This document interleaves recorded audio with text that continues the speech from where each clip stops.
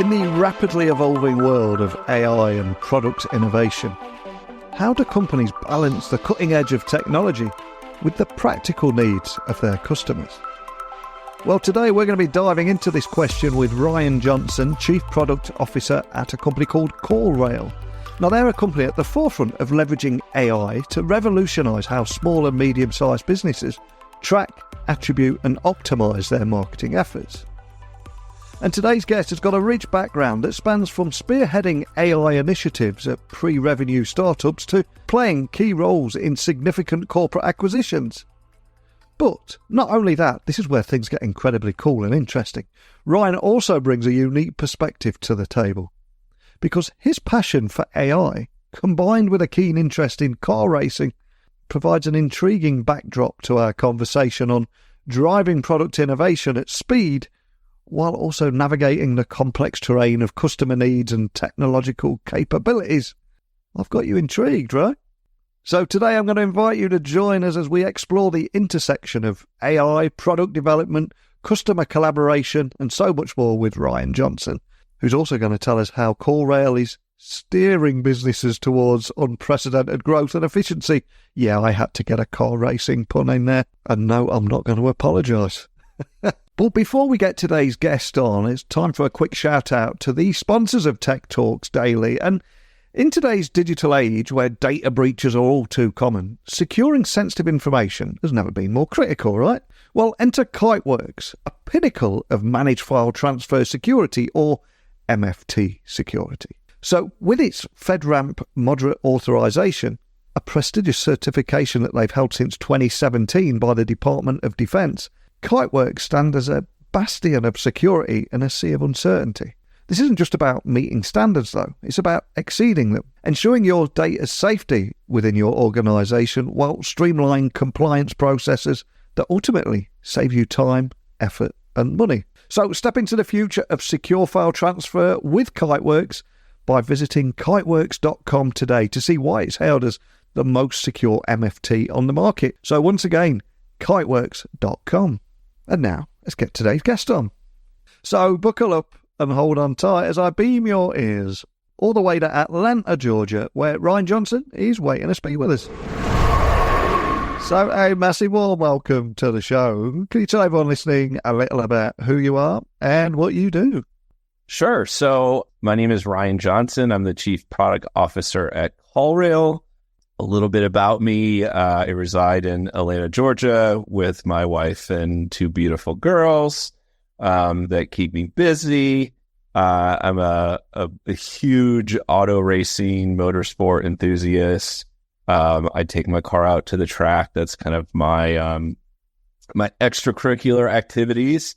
And, here at CallRail on the professional level, leading our product organization through through our strategies of how do we, and I know we're going to get into this, but like, how do we really capitalize on all this innovation that's happening so quick and bring that to our customer base? Incredibly cool. The two worlds must conflict a little bit there. One's the nice, safe corporate world, and the other is getting out there on the racetrack. Is it dangerous as it sounds, or not too bad? Are you sensible? So for what I do, they call it track days or high performance driving education. Yeah. It's all around safety. Like, there's no trophies. You're out there with a lot of people that you make great friends with. Not shockingly, there's a lot of technical people out there that I've met, other product leaders and technical leaders. And so, it's always about safety, and kind of learning where your limit is. And in most cases, your limit is a lot lower than the cars. But you see things happen. I mean, every time there's an event, someone crashes and their car is gone. And, luckily with safety innovation, very rare to have injuries, but can certainly injure your pocketbook with, damaging your street car or a race car out there as well, too.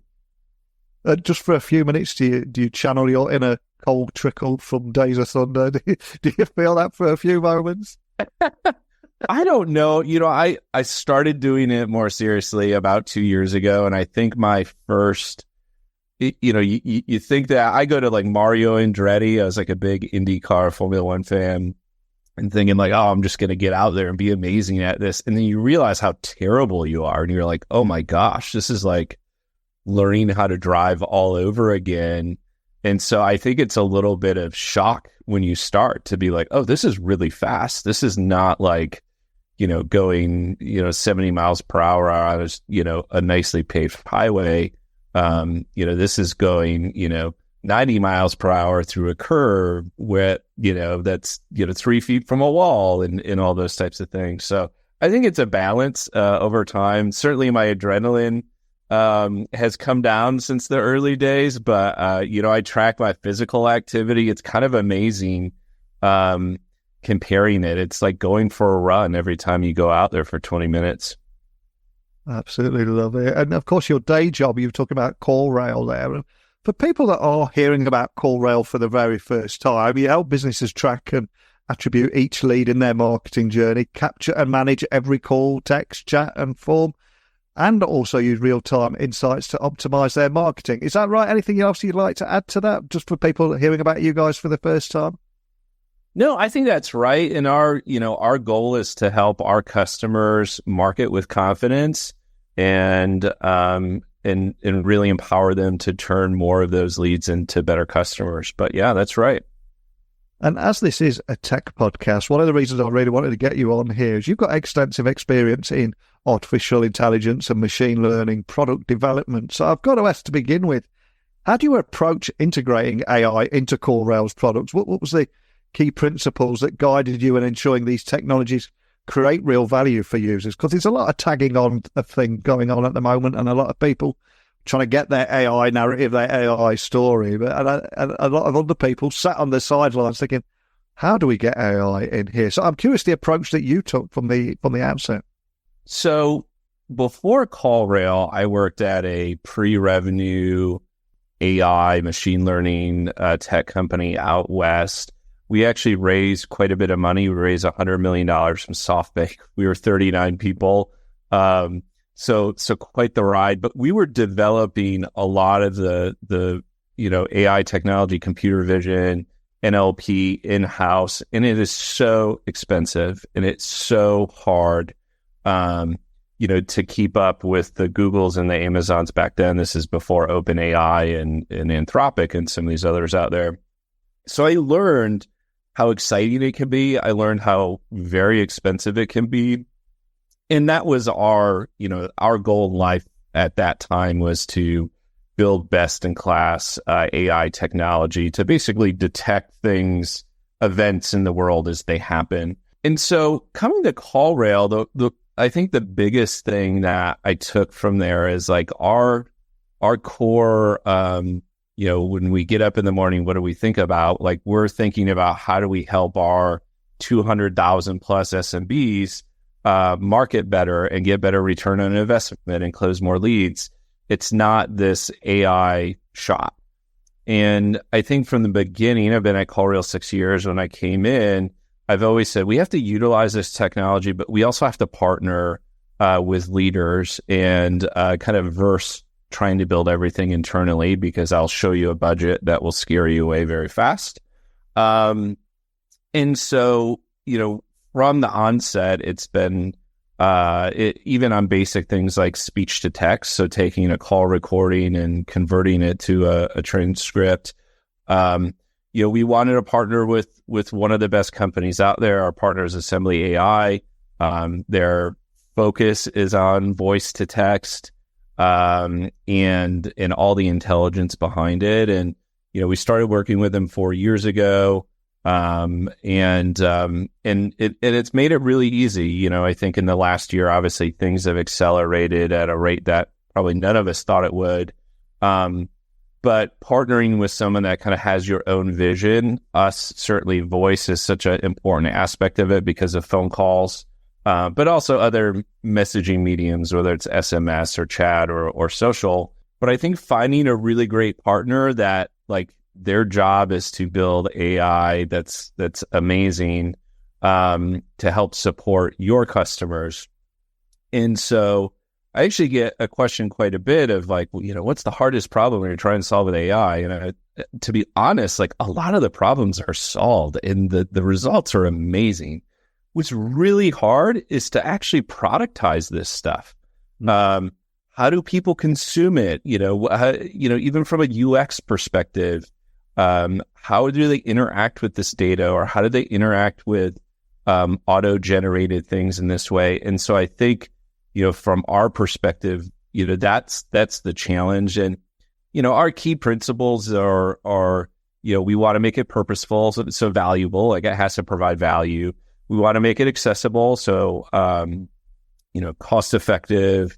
You don't have to be this big enterprise to be able to get this wonderful intelligence. We, of course, being reliable, so making sure that in a production environment that it works and it, similar to what your expectations from your customers for the platform.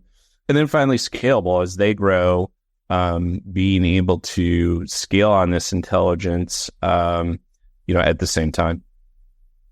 And something else that really stood out for me was that at CallRail Labs, you also represent a significant initiative to involve customers and bring them directly into the development process. So can you share any insights on how that collaboration has helped shape your use of voice AI and the development of new product capabilities? It seems so obvious, but I've not heard too many people do this before. Yeah, it's funny. Our it kind of spawned from a conversation I was having with our CEO, and he had mentioned like, gosh, like I'm just seeing all this, this thing gets released in the market and this, and like, how can we do that at CallRail? I was like, actually, we can, like, we have access to this technology. If we're not worried about, getting it fully, GA or go to market, like we could do alphas and put it in the hands of our customers and learn whether it's valuable or it's not. And so it started with a simple idea of like, hey, could we release one alpha on a monthly basis? And then it was like, we should have a program around it. So that's kind of the genesis of Labs. And so, okay, the purpose of Labs is to get this in people's hands, get their feedback, make sure that, they're getting value that we thought we saw. We're learning a lot of like different ways that they utilize the data or different ways that we can improve it. And so, yeah, I think, for us, it's been really, really great to get that input so early because they're hearing this information out there in the market. Now they're getting their hands on it, and we don't have to be, at least in the very short term, so concerned about like, oh gosh, okay, where is this feature going and what product and pricing and packaging? Like that stuff will come, but really more focused on, is this valuable to you all? And if not, tell us why and help us improve. And the feedback has been really great. I think our customers enjoy it as well. If you think of SMBs and agencies, they may not get this opportunity to get deep into, some of the intelligent stuff with voice. So I think it's really exciting for them too. And I've been reading a lot recently about how conversation intelligence technology has got this potential to almost revolutionize how businesses understand and engage with their customers. And someone right in the heart of this space, have you seen the technology evolve, and what are some of the most significant impacts you've observed on marketing performance and lead conversion and all these things? Because we hear a lot of hype around this technology, but it'd be great to hear more about the business value that it can help deliver. The business value, absolutely. So I think for us, particular to CallRail, we always have to start on the speech to text, and so you want to have the best automatic speech recognition models, because that transcript is going to be, it's kind of like good in, good out, bad in, bad out. And one of the in the last, year and a half, 2 years is that has just gotten way more to the human accuracy level of transcription versus what it was just a few years ago. And so starting with a really amazing foundation where, this is highly accurate, And then doing the intelligence on top of it is really a big piece of this. And so, those ASR models helped. We've seen, I would say of recently, like what's the impact to our customer base? Summarization is novel, like as simple as it seems, it's like really, really valuable to customers. Their ability to see, a 30-minute phone call summarized to 3 sentences of exactly like what was discussed and what the outcome was. Like we're hearing anecdotes of just the massive amount of time savings, like 50% less time reviewing and analyzing these interactions, these conversations, 60% less time qualifying leads. So now they can allow conversation intelligence to automatically qualify these leads based on the conversation that happened during the phone call. Again, that's very heavy lifting for those customers. And then, of course, flowing all this information back to how do they improve their marketing ROI, whether they're advertising on Google or social media or those types of things. And just seeing, increases in lead volume coming in from the intelligence they're able to glean. So I love hearing these stories every day. I think it's just a massive time saver for a lot of businesses that don't have a lot of extra time, and then being able to like focus more on their core business and allow this technology to really improve their business performance. And I would imagine enhancing customer experience and enhancing agent performance is quite a tricky balance and almost considered a silver bullet in some circles. Is there anything you can share around how your AI is leveraging insights from phone conversations to improve those customer experiences and agent performances, and maybe even bring it to life with a couple of examples of how it has transformed those customer service strategies for your customers? Sure. This is a great question. And I do think it is something that's talked about in the market quite a bit. Yeah. You can start with a simple kind of broad thought of call coaching. So, how can you utilize AI to provide really good feedback to that agent or that person that's answering the phone call? What went well? What were opportunities to get better on? Things like being able to see if they followed a script or being able to follow a playbook that maybe they have. And what's interesting about it is that, I think people who get this feedback are more open to it as well, because it's technology giving you feedback. It's not a human.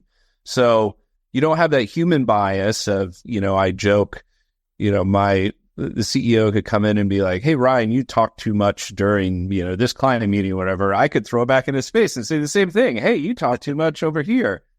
When AI tells you this, it's very different. There's not the personality behind the human that could affect how they are coaching you.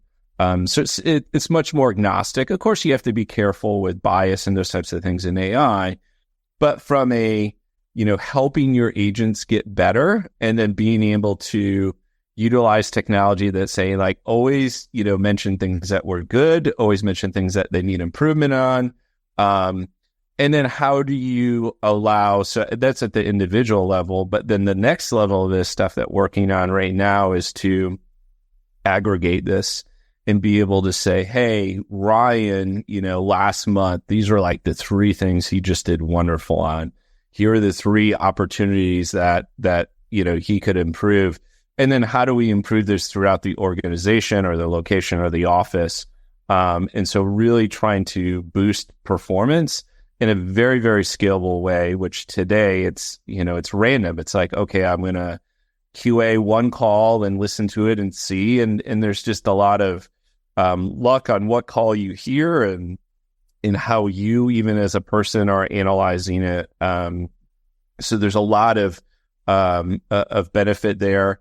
It gets into things like next best steps for the agent too. So, hey, post phone call, the person mentioned send a follow-up email. Like, how do we say like send a follow-up email? Here's the email address, and even here is a draft of that email based on the conversation that you had. And so really helping the agent as well post call.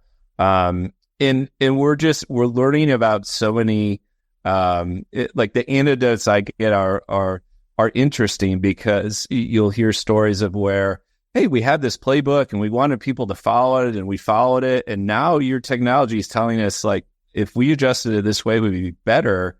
And so it was like they were in their head of like, this is the greatest thing. And then their team is actually proving them wrong with better performance, allowing them to update, hey, this is what our process should be from a customer experience perspective.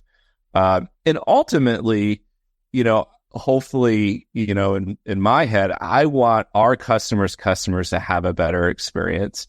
So as much as we're able to help with coaching on the call and next best steps, but is the person on the other end, are they getting a better experience because of this technology? Because to me, that's magical. I love being on the other end of the phone, of a conversation or a phone call, and it's like this person knows what I last called about, and they know, these things about me. I don't have to explain to someone all over again, the reason I called previously. So I think there's, my hope is that experience just is so much better downstream for their customers as well too.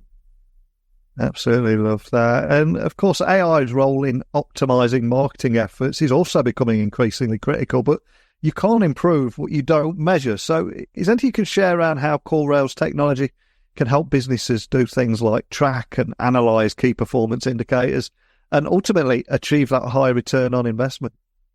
Yes. So at the foundation, we can analyze how individual keywords are performing, or channels, and kind of everything in between. And so, really utilizing this technology to help provide more data to usually third-party systems or integrations in our world. Being able to use technology to auto-qualify, this was a good call, and then sending that data back to like Google, for example, so that Google can take that information, put it into their AI algorithms to help your performance. And so a piece of it is getting data to the right places. So, we send this AI data like summaries and sentiment and some of the other things we talked about to advertising networks. We send it to CRMs like Salesforce and HubSpot. And we make it part of that workflow. So I think, it's critical that you have those connections, because if you don't, people say, well, this information's great, but it's not really helping me do this because I can't do it at scale. I can't get this information into these other systems that we use to make our buying decisions, and budgets. So that's a big piece of it. And I think, more importantly, what we're seeing now with kind of the cookieless future that's on the horizon, utilizing this technology is even going to be more important. So as businesses and advertisers kind of lose some of that information about an individual, this just makes conversation intelligence and what happens during conversations even more important, to, hopefully, not only fill a void, but maybe even be better, because the results are just, are kind of magical. And is there any other examples you could share of how customers are using AI to gain a competitive edge, but in multiple industries? Because it's so important. I think it goes right across home services, legal, healthcare sectors, and so many others. But are there any standout use cases where AI is really making a tangible difference, or is it right across the board? I think it's right across the board. If the anecdote from a home services company, they were advertising through a lot of different mediums, and, they saved 10 to 20 hours per week automating the lead and the tracking, that would otherwise be manual through spreadsheets or those types of things. In the legal industry, you mentioned, being able to improve what ads are converting the best. Anecdote is, one of our customers, we help them identify that, for 75% of their clients that some of these channels were just not performing well that they thought otherwise, and eliminated a considerable spend in the thousands of dollars every month for their customers. And then healthcare too, healthcare cares a lot about quality and the experience on the phone call. There's, of course, PII and those things that we take very seriously. But they get so many phone calls, especially, if you think of your daily life, most of us have to pick up the phone to call healthcare professionals. So this is just improving their quality of life to be able to understand what's happening during these conversations at scale, and to never miss those opportunities. Just going back to your own career here, I mean, you transitioned from a focus on accounting and finance to leading AI initiatives. It feels like there's a bit of a backstory there. So what drew you to the tech industry and AI specifically? How was that analytical mindset influence your career trajectory? Again, there's got to be a story there, right? There definitely is a story. So I went to a very small liberal arts college in Michigan called Albion College. It's 1,200 students when I was there, so almost the size of a high school.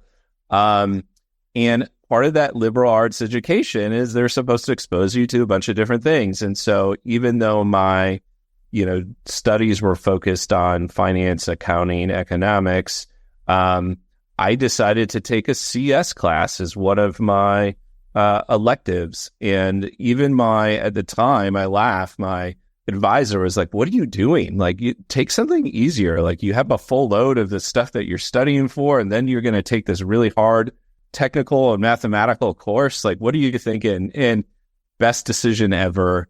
It was a very young professor in his career. He kind of knew that, I wasn't going hardcore into computer science. And I learned so much about technology from that one course.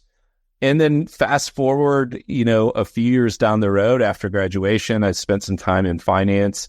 And a friend of mine happened to create a digital marketing company doing SEO and SEM in the early 2000s for law firms.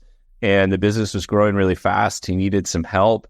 I knew HTML, and he's like, "I can teach you SEO and SEM and some other things." And that's really where it started, was there. And I went back and forth between finance and technology. Certainly I had an intersection at one point in student financial services, financial aid, where I was able to work on projects on the technical product side, but also have this domain knowledge of a highly regulated industry, especially here in the States, as far as financial aid goes. So I think with everybody in product, we all have our stories. Like, sure, there's product, and I saw the other day you can even get a degree in AI now at some universities, and so to me it was a fun journey, and it made the transition a lot easier, and honestly, it pays off a lot too. As in this day and age, I talk about product managers as being trusted consultants, and they're being pulled into more conversations on the business side. And so, understanding all those things, I think, has been really helped accelerate my career. Like, I know ARR, I know, LTV to CAC. Like, I understand accounting and finance and all those levers. And so I think it's helped me be a better product leader and help, grow our team as well too, to say, hey, like there's business impact here. And we need to have a really good understanding of the business and the impacts that we make and the decisions we make. And so, I certainly wouldn't have thought this is where I would land 20 years ago, but I couldn't be more happier that this is the way it all panned out. Absolutely love it. And we've now come full circle. Bringing back to your car racing there, I was also reading, you've drawn a few comparisons between AI product development and car racing. So I've got to go there. I mean, what are some of the commonalities between these two passions of yours, and how has the world of car racing maybe even influenced your approach to AI and product innovation? Again, there's another cracking story there, right? Sure, yes. In general, I think auto racing has been on the forefront of adopting new technologies. And you see that stuff kind of come down to the cars that we drive every day. So if you think of, hybrid, that started in auto racing, hybrid engines. If you think of brake regeneration for electric cars, that came from auto racing. Even ABS and a lot of these things in the past all came from auto racing. And so they utilize AI at another level and have been for some time. And you can think of these sophisticated models that they're running, 10 years ago, maybe they needed these like massive wind tunnels and all this expense. And now they can do that through a computer and they can simulate all of those things to make the best performing car. So I think, auto racing is going to continue to be at the forefront and push that in many different areas. And I hope, the technology advancements that they uncover, come down to our road cars as well too. On the track, what I find, and this is very difficult in our roles, is there's a lot of distractions. And when you're out there on the track, you can't think about anything else. Like, you definitely don't want to think about anything else. You want to be in the moment. You're looking far out in the distance. You're looking at your rear view mirror. You're adjusting, and it comes at you very, very fast at a velocity that I think most folks aren't used to. And I think in how you react to those, I think has really kind of shaped how I think about product when something happens. And so, I had two stories being out on the racetrack. One is I was doing a check ride, they call it, so I can move up a group with an instructor, and another car passed me. Their brake line was leaking, and it sprayed brake fluid all over my windshield. Not too bad. Still could see. Well, my automatic windshield wipers that I didn't turn off thought it was rain and kicked on, and it smeared brake fluid across my entire windshield, so I could not see out the front of my car. And I had to quickly think, okay, slow down safely, pull off to this side. Eventually was able to wash it off, but with the windshield washer. Go back to the pits, then everybody's going, brake, fluid can't be on paint for that long. So you got to wash it off. So here I'm scrambling. And so I think, for me, the biggest thing is how you react to those things. And it's funny, in that instance, my car's automatic reaction was to turn on the wiper blades because it thought it was rain. So it's kind of interesting, as you build product, you may say, oh yeah, I want this automation, but are you thinking about other things that could happen, the non-happy path? And I was definitely in the very non-happy path. And so I try to learn from that decision-making. Obviously it's a lot less, velocity-wise, a lot less. Certainly you don't have the safety element in there if something happens while you're in the car compared to the product. But I think there's the focus out there has really helped me too, so that when I come and it's like, hey, I need to think about X, or I need to really dig into AI, I need to have that, turn Slack off, move the cell phone away, just focus on that. And it may only be for 20 minutes. And that's usually how long I'm out at the track at a time. It's 20-minute sprints. And so I think that helps too, to be okay, why wouldn't you try to take that focus that you use on the racetrack when you're thinking through these new opportunities and challenges with technology? What an amazing story. And you have been on an incredible journey in your career. And I love how it has evolved for you and how you've been able to combine these two passions of yours. Incredibly cool. But before I let you go, I'm going to ask you to leave everyone listening with one final gift. And that is, we've got a Spotify playlist on here for guests to leave their favourite song, or an Amazon wish list to leave a book. All I'm going to ask is, what would you like to leave everyone listening with as one final gift before you leave us today? So I'm going to leave you with a book. Of course, it's going to be racing and automotive related. The book is called The Driving Force: Extraordinary Results with Ordinary People. and it's by Peter W. Schutz, who's the former CEO of Porsche AG, who is the first American, came from a very interesting background, and just the tidbits of leadership and how he thinks through things, being thrown into, operating an international company, language barriers, different types of board structures and all this craziness.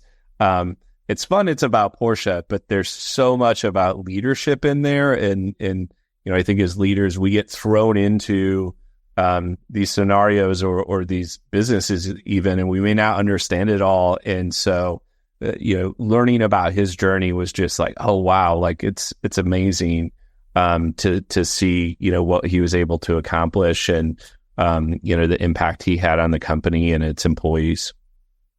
Love it. Well, I'll get that added straight to the Amazon wish list. Hey, I might even add David Coverdale's Last Note of Freedom from Days of Thunder soundtrack, just because it will remind me of you. That works too. I won't say no to that one. We'll get that on there, and I'll reminisce about the story of the brake fluid on the windscreen there. Absolutely brilliant story. And for anyone listening, just want to find out more information about CallRail, though, and everything we've talked about, where would you like to point everyone? Yeah, easiest way to find us is on, callrail.com, but I post regularly on LinkedIn, and so does CallRail. So, shoot me a note. Love to talk shop. Love to talk about new ideas. But yeah, our website and LinkedIn are probably the two best ways. Well, so much about this conversation I'll remember for long after we finished recording.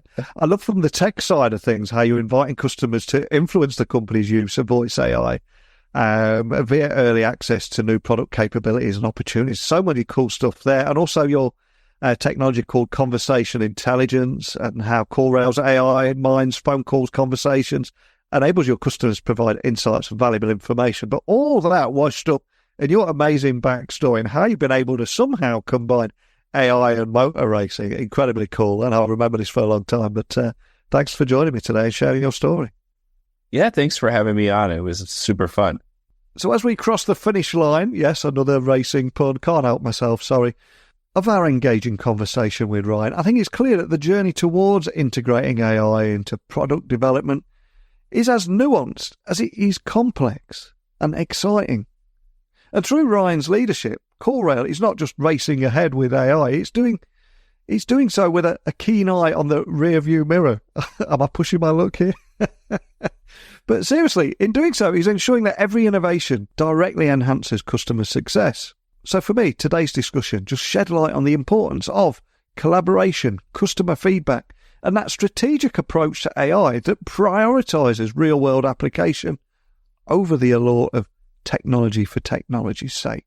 But I'd love to hear your thoughts on this. Email me, techblogwriter@outlook.com, Twitter, LinkedIn, Instagram, just @NeilCHughes.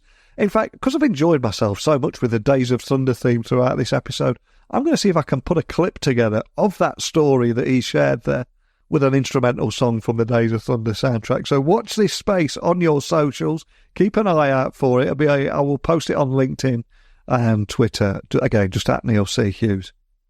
But remember, it's not just about the speed, but the direction that counts. So what steps will you take to ensure your business is not only keeping pace, but leading the pack in this AI revolution? But as I desperately run out of car racing puns, I'm going to walk off into the sunset now. So share your thoughts with us. Let's keep this dialogue moving forward.